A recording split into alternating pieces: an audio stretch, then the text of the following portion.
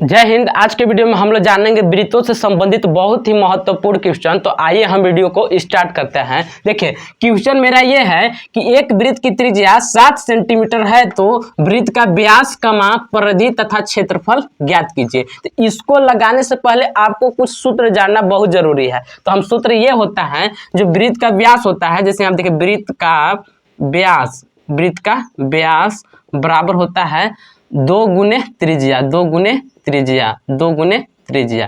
वृत्त का व्यास बराबर 2 गुने त्रिज्या होता है।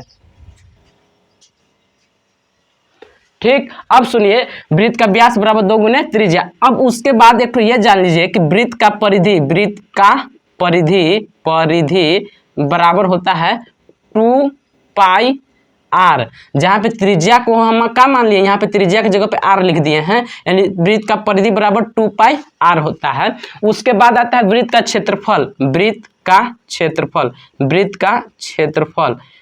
क्षेत्रफल बराबर होता है पाई आर स्क्वायर।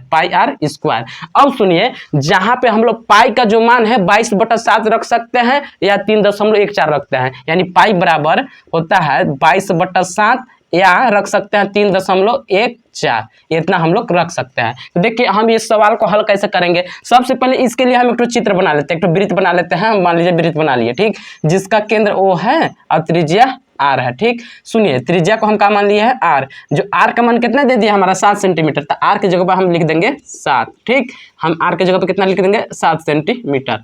अब सुनिए क्या करना है, अब हल हम इसका करेंगे। देखिए त्रिज्या, यानी देखिए प्रश्न में कितने दे दिया, त्रिज्या 7 सेंटीमीटर, यानी लिख सकते हैं त्रिज्या, जिसको हम लोग क्या मान लिए R बराबर कितना दिया है 7 सेंटीमीटर।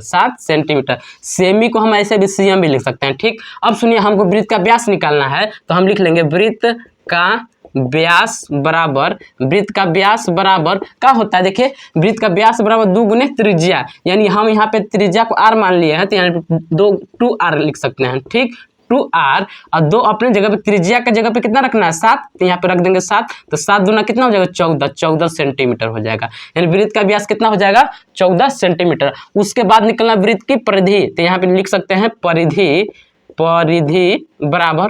बराबर क्या होता है, देख सकते हैं 2 पाई आर, तो यहाँ पे लिख सकते हैं 2 पाई आर।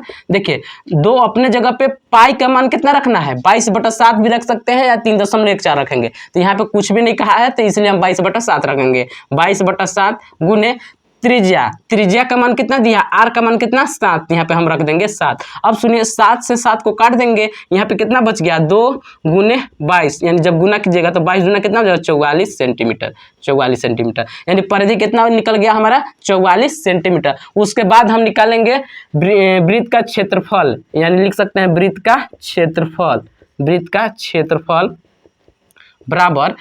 क्षेत्रफल बराबर क्या होता है पाई आर स्क्वायर, तो यहाँ पे हम लिख सकते हैं पाई आर स्क्वायर। अब सुनिए क्या करना है, पाई का मान 22/7, यहाँ पे रख देंगे 22/7, और आर की जगह पे कितना 7 का स्क्वायर।